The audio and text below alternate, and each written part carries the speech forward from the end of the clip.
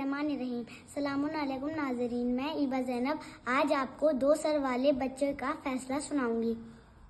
अमीरुल मोमिनीन अली अलैहिस्सलाम की खिलाफत का ज़माना था। एक खातून ने एक बच्चे को जन्म दिया, लेकिन उस बच्चे की विलादत पर उसे खुशी कमर हैरानी ज़्यादा थी। बात ही कुछ ऐसी थी क्योंकि वे बच्चा कोई मामूली बच्चा नहीं था, बल्कि दुनिया के बच्चों से काफ़ी मुख्तलिफ था। अरब ने ऐसे अजीबुल खिलकत इंसान शायद कम ही देखे थे। बच्चा जब 2 सर और एक धड़ के साथ पैदा हुआ तो लोग वाकई परेशान हो गए। ये कैसा बच्चा है जो कमर के ऊपर 2 और कमर के नीचे एक इंसान का जिस्म रखता है? आखिर ये 2 बच्चे हैं या एक? इसका फिकही हुक्म क्या होगा? इसे एक मिरास मिलेगी या दोहरी मिरास का हकदार है? हैरान, परेशान और घबराए हुए लोग बाबे इल्म के दरवाजे पर गए और माजरा बयान करते हुए अर्ज किया, या अली, आप ही इसका फैसला कीजिए, ये 2 बच्चे हैं या एक?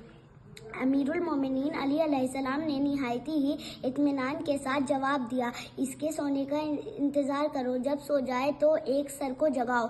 अगर दोनों सर एक साथ बेदार हो जाए तो समझ जाओ ये एक बच्चा है और इसकी मीरास भी एक होगी, और अगर एक सर बेदार हो तो समझ जाओ ये 2 बच्चे हैं और इनकी मीरास भी दोहरी होगी।